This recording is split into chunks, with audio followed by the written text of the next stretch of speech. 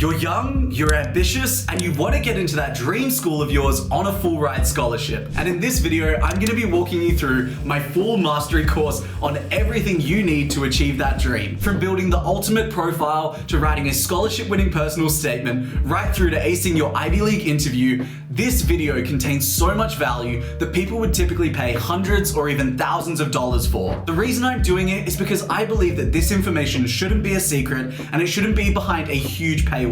I've also put heaps of free resources in the description, including all the materials that got me into Harvard on a full ride scholarship and a ton of others that we're going to be looking through in this course. I know this is a longer video, but I promise you that if you watch the entire way through, you will walk away with so much knowledge and confidence in your ability to get into your dream school. There are timestamps in the description so you can check out the parts that matter to you the most, and without further ado, let's dive into this college admissions and scholarships mastery course. Okay, welcome to this mastery course on how to get into your dream school on a full ride scholarship. We have over 40 slides to get through here today, and this is going to cover so much value.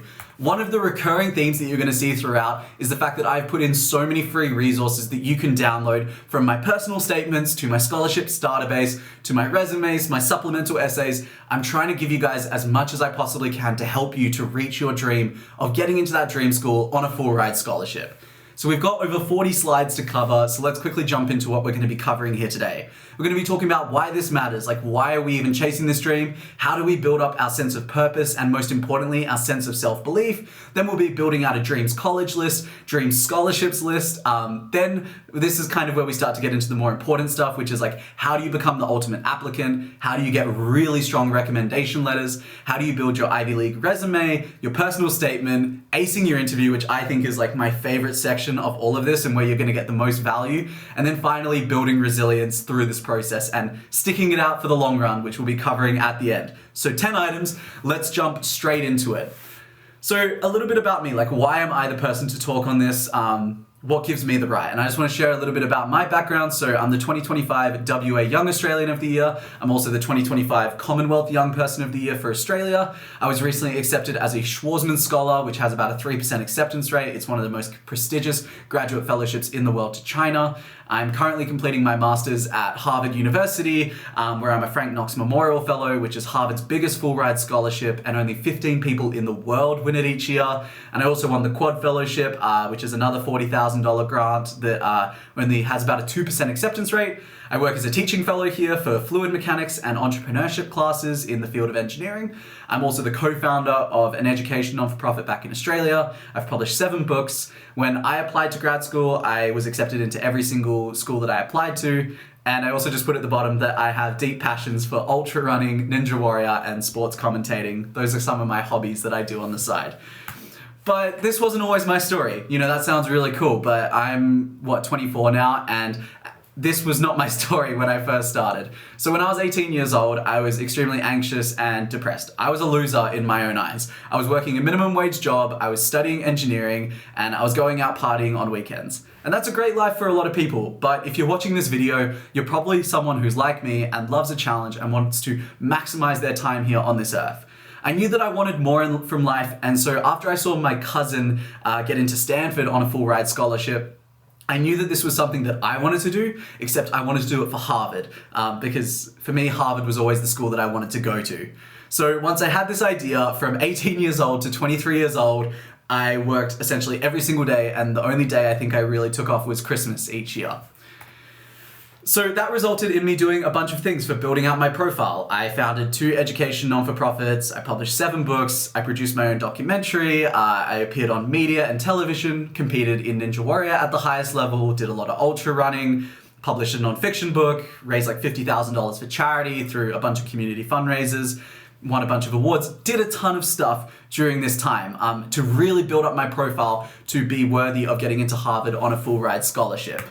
And I had no trouble getting into Harvard, but the real struggle for me was with scholarships. So this slide, I love it because this is my scholarships journey, and it shows the true pain that I had to experience, where I applied to 10 scholarships and lost all of them in a row before I finally won the Frank Knox Memorial Fellowship. So I did the Fulbright, then I did the John Monash, then I did the Rhodes Scholarship, then the Menzies, then I applied to grad school master's scholarships for Penn, Columbia, and Stanford. Then I did the Ramsey Scholarship, the AAA, the O'Shaughnessy Fellowship, and most of these I was interviewing for and going through the entire process. And then I finally won the Frank Knox Memorial Fellowship, which is Harvard's biggest full-ride scholarship. But what it shows is that most people would have given up probably after the third scholarship. They would have gotten to the Rhodes Scholarship and been like, I give up. I kept persisting. I knew that this was something I wanted to do. I won the Frank Knox, then I won the Quad Fellowship. I had another go at the Rhodes Scholarship, lost it again, and then I won the Schwarzman Scholarship. And I think why this gives me more validity is I've done pretty much every major scholarship available to a young Australian. And I've been through all these experiences. And so in this workshop and in this series, I'm trying to compile all of that information for you guys so it makes your journeys way easier. Okay, let's dive into the content. That's enough about me. Let's actually crack into what we're going to be covering today. So we're going to start at the high level of why does this matter? I think it's really important that we understand what is the point of chasing a Harvard degree or a Stanford or an Oxford degree beyond the superficial level. So I'm going to run through 6 key things that I think as to why it matters. So the first is you receive a world-class education. We know that. It's obvious that these are the top schools. They have the best professors in the world. You're going to learn a lot in your field. But the second thing I think is really important, which is that it demonstrates instant credibility. When you're young, you should try and get credentialed. And having a Harvard, Stanford, or Oxford degree, or being a Rhodes Scholar, or a Schwarzman Scholar, is a great way to have that instant credibility that is going to put credibility behind your ambitions in the future.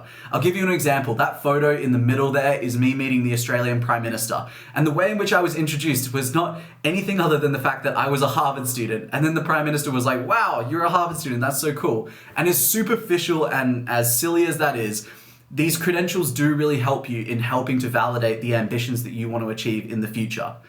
Beyond that, the third key reason is I believe through having this experience, you will grow more in a year than most people do in 5 years. The level of growth you have from going to a school like this, going somewhere where everyone is probably smarter than you and is pushing the limits, is going to push you so much and cause you to grow. Beyond that, some deeper level benefits that I think really matter is I believe that the biggest benefit of trying to get into your dream school on a full ride scholarship is that the challenge itself is going to shape you immensely. The benefit is not winning the scholarship, it's the person you become to be able to receive that scholarship. Like, you have to become exceptional, and this goal is going to push you towards that exceptional level, and we're going to come back to that soon. It also removes your imposter syndrome, going to a school like Harvard or Stanford or Oxford. You realize everyone here isn't actually superhuman, and that they're just people who believe they can do a lot of good in this world and can achieve great things. And that removes the sense of imposter syndrome. You realize everyone's just normal and that they just have huge ambitions and are willing to go at them for a long time. And that means that you can really do anything, and it helps to bring that mindset to everything. And then the final key benefit, I saved the best for last, is once you master the skills of application writing and interviewing, this brings so much benefits to the rest of your life. For me, I've been able to do media, television shows, conferences, and travel fellowships because of my ability to interview well and to write really great applications. And I developed that skill through trying to apply to my dream schools and securing scholarships. So that is a huge benefit as well for chasing this goal. Next, kind of high-level thought process is learning to master your self-belief. If you're chasing this goal, likely your self-belief is quite low because this is a huge goal to have. It's something that not a lot of people want to do, and so you've really got to back yourself in. And I want to share a story about my self-belief. I'm someone who backs myself a lot nowadays, but I didn't at the start. So when I was 18 years old and I had this dream of getting into Harvard on a full ride scholarship, I went up to my mum and I said, Mum, I'm going to be the least talented person to get into Harvard. And I was so convinced of that fact. I genuinely thought that it would be a fluke if I got in. As you can see, my self-belief was at zero. Like, it was at ground level when I first started. And that could be where you are at the moment. But as I started working towards my dream, my self-belief grew. And that's just what's going to happen for you as well. You may not have the self-belief that you need at the moment, but as you start working towards it, as you start building out your profile, gaining these skills and doing the back end of like this course that we're going to cover, your self-belief will grow and it will feel possible. I promise you. You just have to stick through it. And if you're saying the bottom point, if you're saying that I'm nothing at the moment, I don't have what it takes, I haven't accomplished that much, To that, I always say, most people overestimate what they can accomplish in a year, but underestimate what they can do in 5 years. And it's so true. Success and habits compound, and if you just stick at it for more than a year, if you stick at it for multiple years throughout your university undergraduate degree or throughout high school, you will be amazed at how much you can accomplish with some consistent effort. And then the final thing is the worst case scenario. Everyone goes, well, what if I get rejected? What if I put in all this work and it's all for nothing? And to that I say, this is the worst case scenario. The worst case scenario is that you get rejected and you walk away as an exceptionally accomplished young person with an unbreakable spirit, a stacked resume, and exceptional leadership capacities who is destined to do great things. Like, the person you become in this process is still a huge prize. And I don't think it matters whether or not you get into your dream school. The person you become in the process is just so worthwhile. And on the right, I just put a bunch of my rejection letters, but I have so many that I could fill up a whole PowerPoint setup with my rejection letters. Okay, let's dive into the logistics. The next 7 sections are going to be dedicated to actually helping you the logistical wise of how to get into your dream school. First of all, we're going to start with building a dreams school list. I think it's really important because a lot of people don't think about what schools they want to go to until the end. But if you know what schools you want to get into, that visualization, that daily motivation is really going to help you to make this dream a reality. So by the end of this section, I'm going to try and help you have 5 dream schools identified at a superficial level. So we're going to start by doing a rapid fire exercise, where I want you to look at the top 10 most prestigious schools in the world that I put to the right. Like, these are roughly the top 10 in the world. And I want you to answer the following question, just the first answer that comes to your mind. If I could, would I want to attend this school? And we're going to run through these schools. Forget about the acceptance rates, the financial aid, or even whether or not they have your degree program. Let's just put a tick or cross as to whether or not these schools really appeal to us and immediately jump out to us as places that we'd like to go. So, would you like to go to Harvard? Just think mentally, yes or no. First answer that comes to your mind, don't overthink it. Would you like to go to Stanford, Oxford, MIT, Cambridge, Columbia, Princeton, Yale, UPenn, and Cornell? When I did this exercise, I distilled down that Harvard, Stanford, and Oxford were the schools that I wanted to go to, just based on what I knew about the campuses, the brand names, and the rest of them just didn't really jump out to me that much, to be honest. So that's how I kind of distilled down, these were 3 schools that I wanted to go to. But of course, that's a very superficial way of figuring out your dream schools. It's really important that you do your own research. So the way in which you can flesh out your lists if you want to apply to other schools in around the world is look at the world rankings. So in this slides, which you can check out in the description, I've put the top US schools and the top world schools across the world. So you can go through the list, look through hundreds of schools and see which jump out to you. And I think the other thing that you should do, the other underrated method, is figure out what country do you want to study in, because geographical location can really influence the decision you want to make. So do you want to study in Italy? Do you want to study in Canada, the UK, the US? Figure out where that is, and you can look at the list that I've also put in this this slide for additional top universities for those given countries. Okay, once you've done all that research, ideally you'll have 3 to 5 schools. Even if you just have 1, I think it's fine at the moment. You just need something that you can visualize. Make this list, just write it down on a piece of paper or print out this slide if you want to. Stick this list on your bedroom door, your study desk, and literally anywhere else you go so that you get this daily reminder of the goal that you're working to achieve. So now we know the dream schools that we want to apply to. Some of you may have already known that, but let's dive into the really important part, which is securing a scholarship. So let's be real. My 1-year master's degree at Harvard costs $100,000 per year, US, which is absolutely insane, like unfathomable to an Australian that a degree could cost this much annually.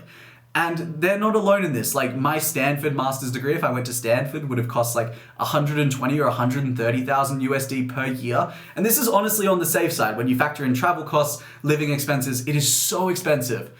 So please, securing a scholarship is fundamentally the most important part of everything I'm going to be talking about today. Scholarships not only give you financial freedom, but they make the degree lower stakes, and most importantly, give you the freedom to choose your employment path post-graduation. I know so many people here at Harvard that because they're not on scholarships, they have to go get that high-paying, terrible job that they're gonna hate because they have no choice. They have to do investment banking or consulting because they've got to pay out all their student debt.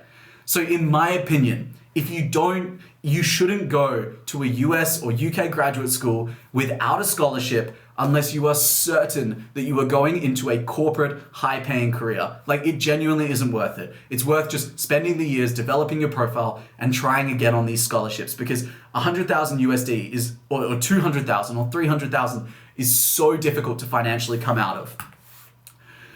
So, how do we actually get these scholarships? Let's dive into the fun part. Enough of the serious message. To help you identify the biggest scholarships in the world, I've done all the heavy lifting and I've built a scholarships database, which you can find on this slide. 50 of the biggest full ride scholarships in the world. I've listed them all out, application dates, eligibility, everything, so that you can see all the global scholarships. It's worth noting that there are heaps of institution-specific and degree-specific scholarships at these schools. So you can use ChatGPT, just Google, hey, just ask ChatGPT, what are the institution-specific scholarships for Oxford for this degree? And they'll be able to spit some out as well to help you to consider. But some of the heavy hitters, the ones that we really want to aspire towards and are globally recognized, are the Rhodes Scholarship, of course, to Oxford University, these are all full ride scholarships. The Knight Hennessy Scholarship to Stanford University, which is arguably the most competitive scholarship in the world. Then there's the Schwarzman Scholarship to China, which is the one that I'm doing, and I just think is so cool. The Gates Cambridge Scholarship to Cambridge, the Frank Knox Memorial Fellowship to Harvard, the Fulbright Scholarship to any US institution. It is worth noting that the value of Fulbright scholarships varies a lot depending on what degree you're studying. So some of my friends only get like 20 or 30K in funding, whereas some get like full funding. So you've really got to factor that in with the Fulbright. And I didn't know that when I was first applying, and I think a lot of people don't. The O'Shaughnessy Fellowship, this is just a fun little plug. It's 100,000 USD of non-dilutive funding. I think it's the coolest grant out there and definitely worth considering applying for if you have any great ideas. And then finally, the Clarendon Scholarship to Oxford University.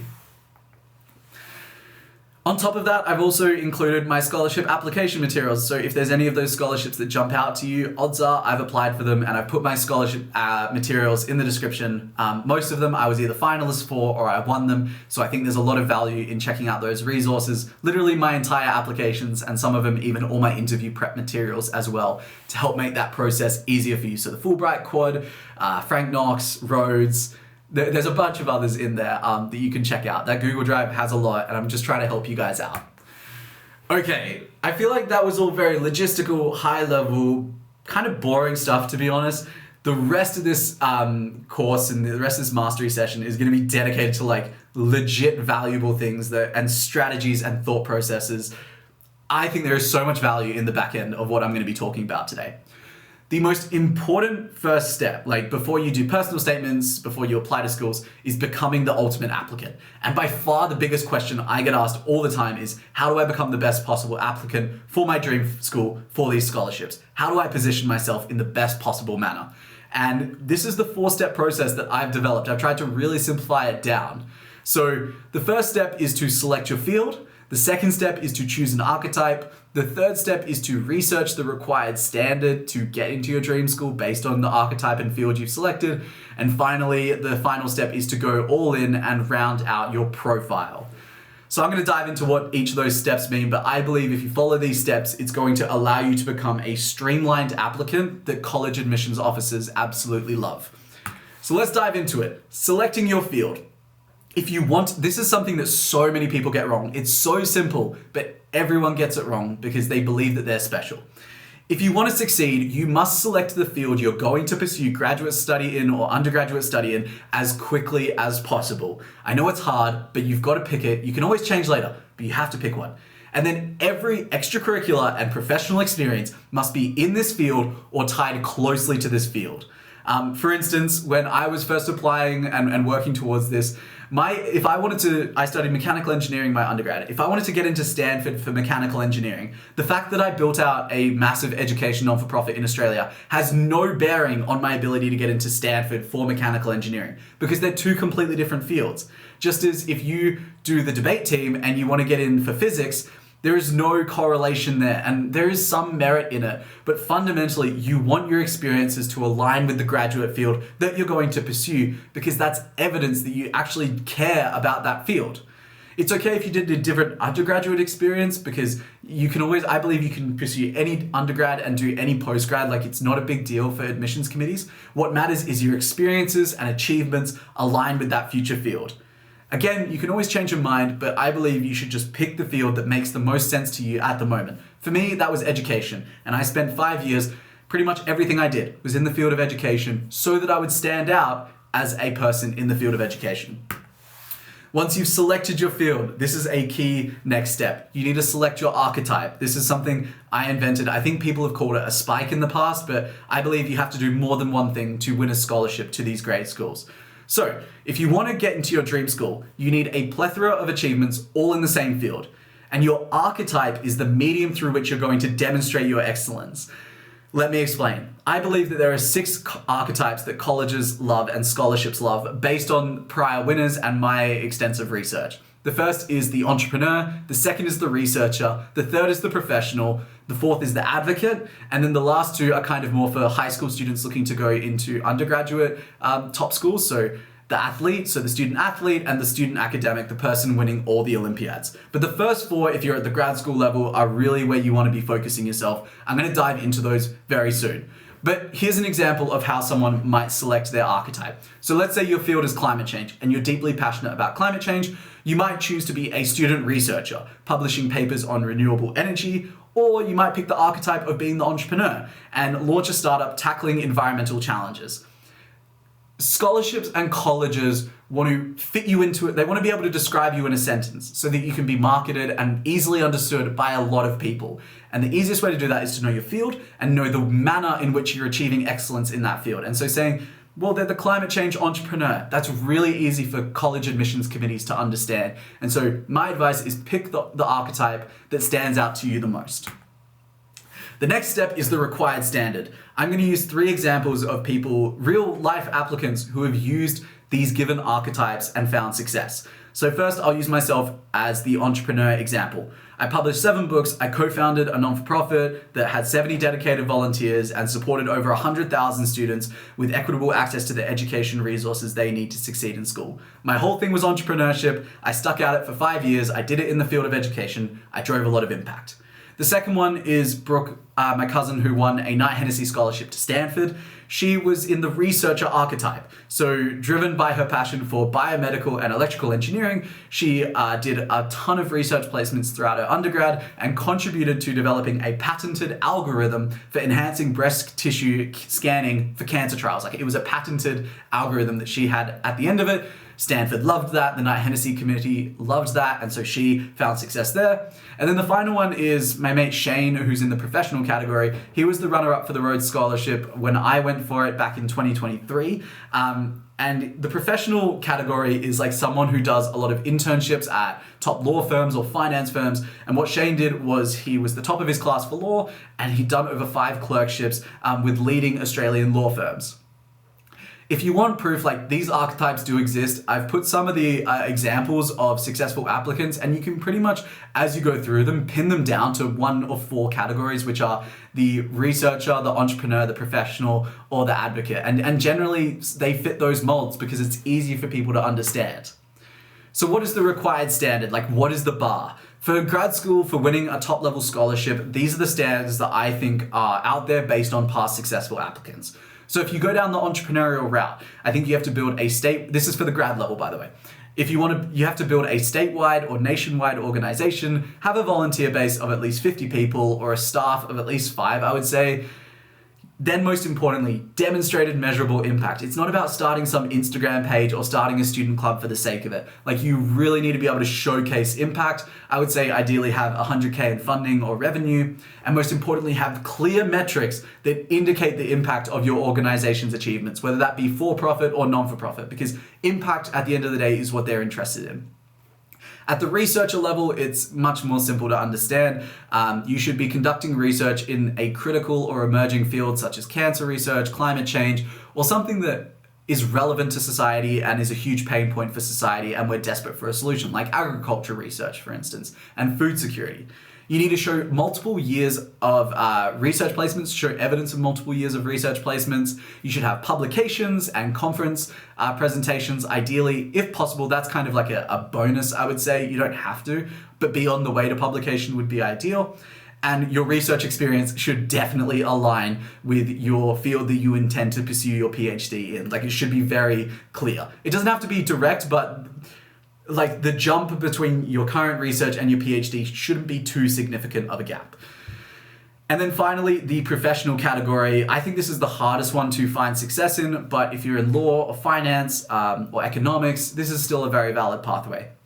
So you need to have top academic grades for this category, I believe, because it's very hard otherwise to stand out, and you should be completing a bunch of internships or clerkships at top organizations in your field. So whether that be the United Nations, law firms, or top consulting firms or investment banking firms, and you have to build out this really great professional portfolio. It's a super hard one because so many people get these types of internships. So the first two categories are much easier to stand out. And the research category is by far the favorite because colleges and scholarships love PhDs. Like those are their favorites. Okay, so those are the required standards. I know this is a heap of information, but what I want you to do is figure out what are 5 things that you want to do over the coming years that are going to help you to become the ultimate applicant. So for me, it was like, I want to publish as many books as I can. I want to build a really big charity. I want to sit on nonprofit boards in the education space. And those were kind of the key goals that I distilled down, and also maybe be like a notable keynote speaker that's inspiring people through my education work.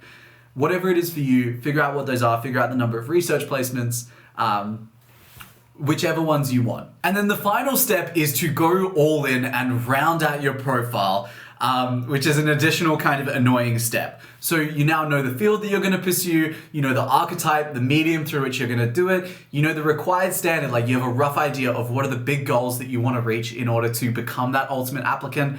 And then basically you just got to dedicate multiple years to becoming that exceptional applicant. I wish there was a simple way around it, but you know, at some point you just got to lock in and grind, and there isn't really much else around it. The final part I would say is that as annoying as this is, you know, you're focusing on like this like one key thing or one key area. I would still have 2 to 3 additional extracurriculars to round out your profile, even if it's just like 1 or 2 like little hobbies or things that can really show that you have diverse interests, because especially at the scholarship level, they just want to see someone who's pretty freaking awesome. So some of the things that I did for me, and this was just more so for like mental health sake and for keeping myself sane during the years of grinding, is I did Ninja Warrior at the highest level. I did a bunch of sports commentating, media and television shows, and I published a nonfiction book. Those were kind of like the things that I did on the side. But if you're looking for ideas, honestly, just look to the other archetypes that you don't currently exist in. So think of research placements or sporting achievements or advocacy organizations, internships, competitions, part-time jobs, or even just creating a student club around a hobby that you have. Just little things like that can help to round it out. They're not necessary, but it's kind of like the cherry on top. Okay, so we've done how to build your ultimate profile. Like that's going to take multiple years. That's where a lot of the hard work happens. Once you've done that, we're now going to crack into personal statements and essays. So your personal statements and supplemental essays are the heart of your application. They're the narrative, they explain your background, they explain where you want to go, and they're pretty much what schools use to evaluate you. So we're going to explore my strategies for writing standout personal statements, and then also how to tackle supplemental essays. Of course, I have heaps of free resources in this slide and just in the description, my personal statement, supplemental essays, and a 10-page personal essay and supplemental essay guide as well that can also really help. Let's talk about personal statements. If you're going down this road, you're going to be applying to a lot of scholarships and a lot of grad schools. So you want a personal statement structure that's flexible, because otherwise with every school and with every scholarship, you're going to have to be starting from scratch. And that's going to take ages to write each 1,000-word essay to the highest level, because this is going to have to be one of the best essays or best statements that you've written in your life. So I've developed a structure that's super flexible. It hits all the key criteria that a lot of these schools kind of expect and scholarships expect, and it can be used for all different scholarships. I pretty much use this as my beating heart, the thing that I use for everything that I apply for.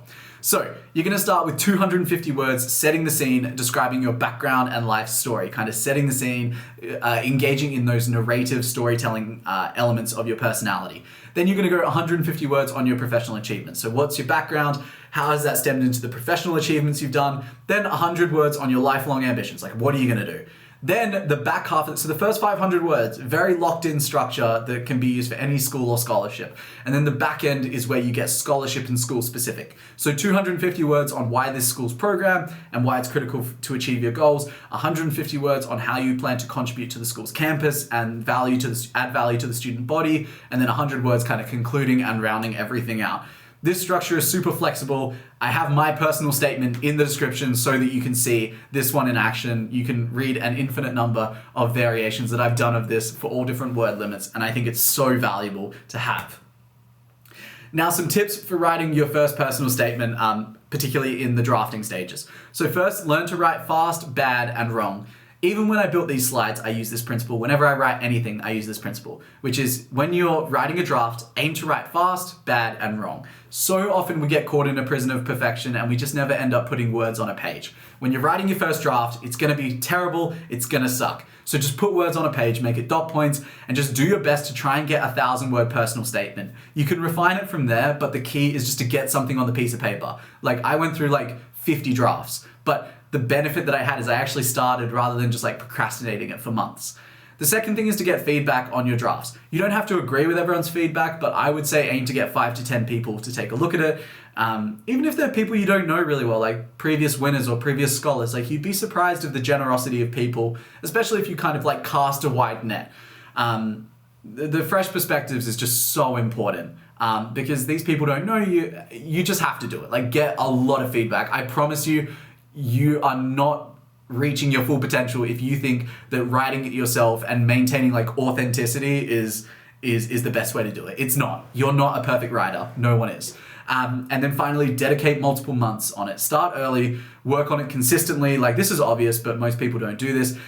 The reason you need to start early is because you need downtime. Like, you create this like bias in your head where you're so into your own personal statement that it all makes sense to you, but to another reader, it actually probably won't make sense. So if you work on it for multiple months, you can look at it, take a couple days off, and then you come back to it and you'll look at it and be like, what did I just write? This makes no sense. But when you were writing it, it made perfect sense. So really important that you start early. Simple principles, and it's up to you whether you do them or not, because most people are just too lazy to do them, to be honest.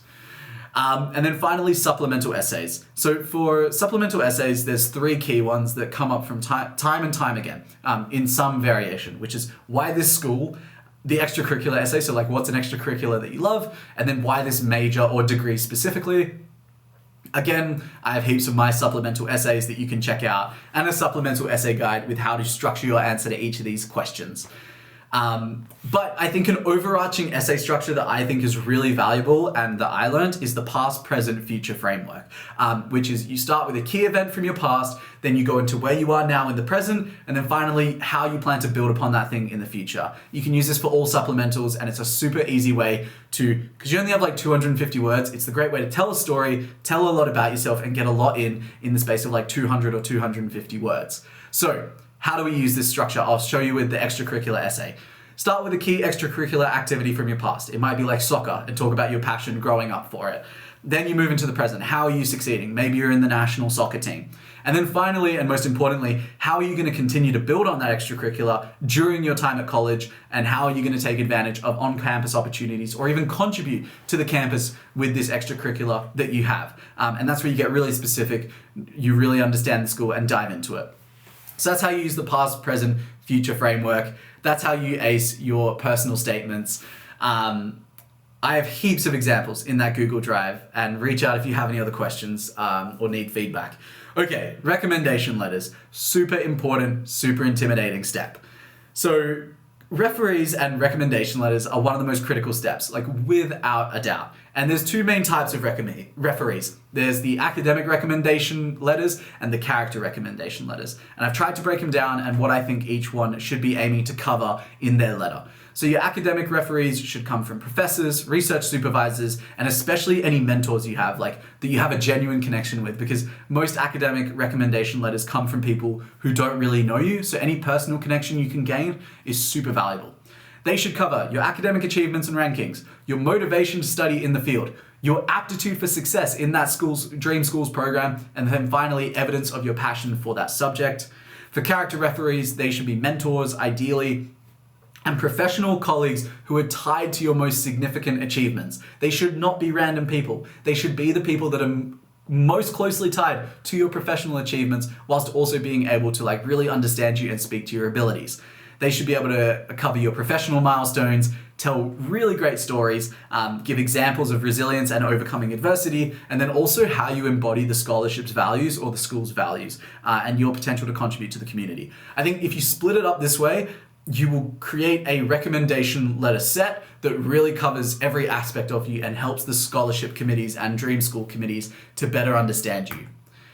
Okay, let's talk about reaching out to referees, particularly academics. Like mentors, you can just flick them a message on Facebook or Instagram or wherever you talk to them. But for academics, it's a bit harder. So the first step is just to make an initial contact. This should be super brief and to the point because, to be honest, academics don't have time to read your long emails. So I've literally put my example of an email I sent back in the day, and you can just use that as a template and build off of it. Once you've secured the recommender, cast a wide net and then pick your favorites. Once you've confirmed your recommenders, share your resume, your personal statement, and this is the most important part, a summary of key points that you want them to address in your personal statement, in the recommendation letter. Make the job easy for them. Don't just be like, thank you so much, I really appreciate it. Literally write them out a Word document with key bullet points of what you want them to talk about you, because the more information you give them, the more likely they are going to be to write a great recommendation letter. So I would always put down the grad school that I plan to study at, the degree, my key work in education, my key awards, my honors thesis topic, my future ambitions, what do I hope to do with this degree? And then sometimes, I would write up an additional Word document with even more information that they can use to validate me as a great candidate for these scholarships and schools. So that's that. Now I want to talk about the long-term benefits of recommendation letters, which is just kind of an additional thing because it's so hard to get recommendation letters the first time around, but I just want to touch on some benefits to give you some hope and motivation. The first is the ease of applying to future opportunities. Once you have these great recommendation letters, the heavy lifting is done. And then when you apply for future opportunities, literally all these recommenders have to do is just change the name of it and just make minor tweaks to adjust to what the scholarship recommendation letter is asking for. But it's so easy after you've done the first one. The second is lasting professional relationships. The people who have written recommendation letters for me, we definitely improved our relationship, particularly on the academic level. And I've been able to rely on those people as mentors, and they've seen that I'm someone who's super ambitious and they've stayed up to date with my progress. And then finally, I think it's just instant credibility. For a lot of jobs and other opportunities, you can submit supplemental material, and having these recommendation letters give you pretty much instant credibility and make you a pretty trustworthy candidate that's going to help you to stand out in these other opportunities as well. Okay, section number 8, we're powering through them. Building an Ivy League resume. So let's dive into how do we set up our resume, how do we do format selection, emphasize impact over tasks, and how do we order our extracurriculars on our resume. As a bonus, I've included my top 5 resume templates. I found those on the internet, some from Goldman Sachs, former successful Ivy League applicants, and my very own resume as well. And you can pick your favorite and use this to present your achievements in the best possible light. Components of a great resume. This is my resume. I'm just going to show you how I did it. Again, you can access my template and use this for yourself. If it works well, you can use a 1-page, 2-page, 3-page if you're feeling lucky. Okay, so start with your education.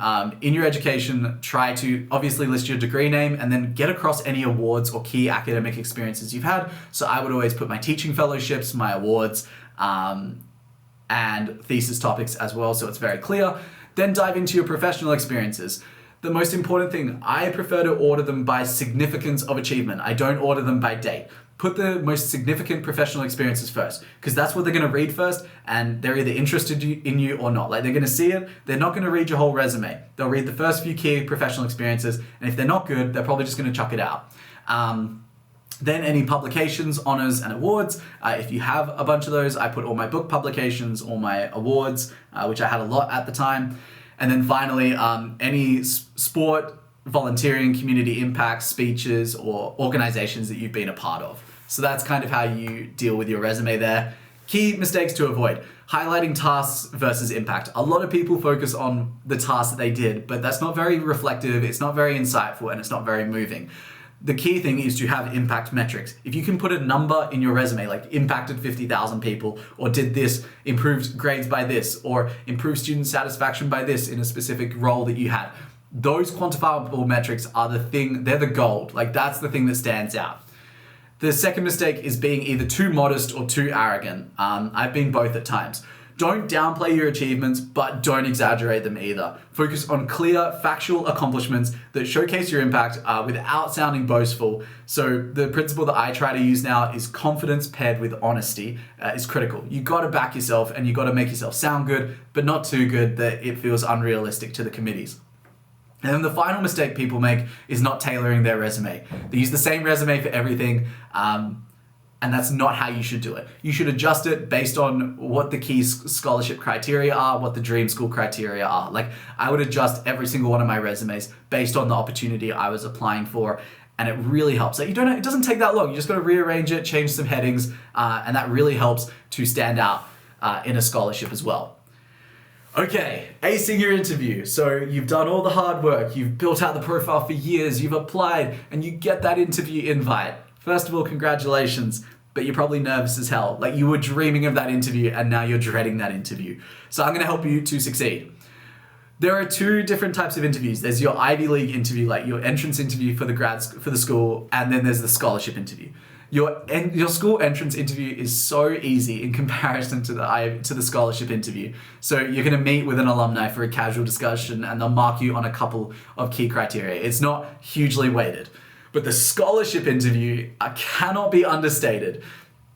In your scholarship interview, you're in front of a panel of 5 to 10 experts, and they are grilling you on your values, experiences, and ambitions, and you have to convince them that you are the single best investment on that day. Like, you have to go above and beyond, and to be honest, I could spend an hour talking about the nuances and elements of what goes into a great interview. Like, I might have to make another just like whole presentation on that. So I'm going to help you to ace your scholarship interview, because if you can ace the scholarship interview, like, your Ivy League interview will be a breeze. Like, it'll be a joke in comparison to prepping for that scholarship interview. I've simplified it down a lot.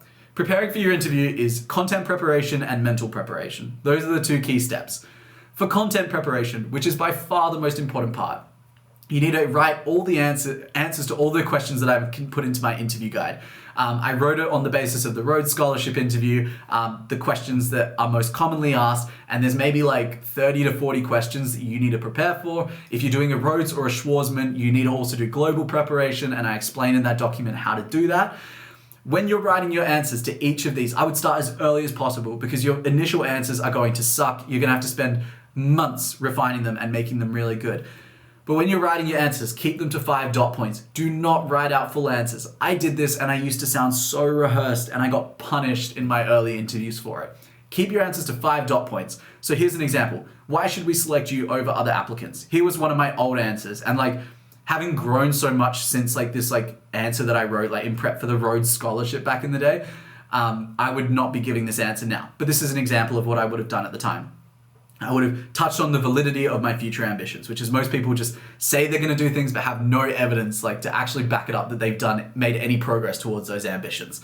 Natural alignment with the scholarship values, my strengths as a leader, my work ethic and service above self mentality, where even if my plans change, my principle of service to others will never change. And so I'm always going to be doing good for the Australian community. And then finally, believing that I can contribute immensely to the Rhodes community. Keep it super simple, flexible, so that you can adjust on the day, because the questions you're preparing for, you're still going to get asked different questions on the day. Like, it's inevitable. Once you've finished drafting your answers, move to the mock interview phase as quickly as possible, seek out mentors, teachers, and friends, and run 5 to 10 mock interviews. Even just one mock interview goes a long way in helping you to get better, feel more confident. It's super scary, but you gotta do it. You gotta grind and do the hard yards. Mental preparation. Here are the 3 biggest key principles I've learned about mentally preparing for a scholarship interview. 1, don't care about your competition. This took me a long time to realize, but when I was in the final round interviews for a lot of these scholarships, I would look at my competitors, which is so dumb because it does nothing for you. Like, what is the point? The only things you can control are your application and how you interview and how you interact with the judges. So comparing yourself to the other candidates is a distraction. My advice, don't even look at them. Don't even look at what they've been up to. Do not check their LinkedIns. Just focus on yourself. The second thing is stay in shape. I genuinely believe that being physically in shape is critical for your own self-confidence and also for the subconscious bias or opinion that the interviewers shape of you. Like, it doesn't send a great message if you can't take care of yourself in your ability to achieve great things. Like, it's a very simple principle. Take care of yourself and do those small things right, and you'll be able to do the big things right, which is achieve your worldly ambitions. And just most importantly, like, we all work way too hard, to be honest. Like, if you're watching this, you're someone that works way too hard, just like me. And so exercise is really important, and we can all probably do more of it. And then the final one is visualize success. Like, every single day, I would visualize myself in the interview room and interviewing amazing, answering really difficult questions, and then receiving that acceptance handshake or acceptance letter. And that really helped me to feel that it was possible. Visualization feels stupid a lot of the times when you start it, but the more obsessed you become in this process, the more it genuinely has those benefits. Finally, building resilience. This is the final section. Damn, we've powered through a lot of this content, and I wish I could be more in depth with a lot of this. Maybe I'll make some more in the future if these are helpful. If you are going down this path, rejection is going to be inevitable. You are going to face so much rejection. I have like a whole PowerPoint, like 5 PowerPoint slides of just like rejections that I've had. Like, just like these logos that I have on this slide, I have so many rejections, and I keep track of them for job opportunities, conferences, travel fellowships, awards, and scholarships, and all these TV shows and everything. Rejection is a part of our life because we are going for things that are so difficult where failure is the likely outcome. Like, even if you have a 20% success rate, I think my calculated success rate on these opportunities is like 15%. That is an exceptional success rate because these things are so difficult and so competitive. So you have to build resilience. Here are my 3 tips for building resilience in this regard. 1, focus on mastering the application process over time. I applied for 10 scholarships. I was not ready until the 10th one, or the 11th, sorry, was when I finally won one. The first 10 were allowing me to continue to improve, build up my application skills, improve my interview skills so that I was ready. It might take you 10 months, it might take you multiple years, but you have to focus on continuously learning and strengthening your applications. The second thing is you can keep applying to these opportunities, but if you aren't at the required standard, if you're not an applicant that has the strong enough profile, you're not going to find success. So as a result, you need to commit yourself to a life where you're continuously growing, striving, and improving. And then finally, it's really important that you learn to not take rejection personally. There is so much panel bias, there are so many external factors that go into selecting applicants, particularly at the scholarship level. Like, you may lose simply because there was an engineer that won the scholarship the previous year and they don't really feel like awarding another engineer once again. Just little things like those. So if you've worked really hard, if you have an exceptional application and you believe that you gave the interview of a lifetime and you still lost, sometimes just learn to realize that there are external factors outside of your control. Odds are there's definitely still room for improvement, but don't take the rejection personally. Don't let it impact your self-worth. Get back up on the horse and keep trying. Go again and again and again. Like, that's where all my success came from. That's where everyone's success comes from, is just bouncing back, being resilient, and trying again and again and again. Okay. that's gonna do it for this video. I really hope this is helpful. I'll be sure to make a bunch of other videos like breaking down components and going into so much. There's so much I could teach, but I just wanted to create a mastery course that's super high level and kind of just gives you the key components of each step for getting into your dream school on a full ride scholarship. Of course, connect with me on LinkedIn, message me on Instagram, or most importantly, just flicker me a message in the YouTube comments, and I'll be sure to get back to you with any questions you have. All the resources are in the description, and I really hope this helps, and good luck.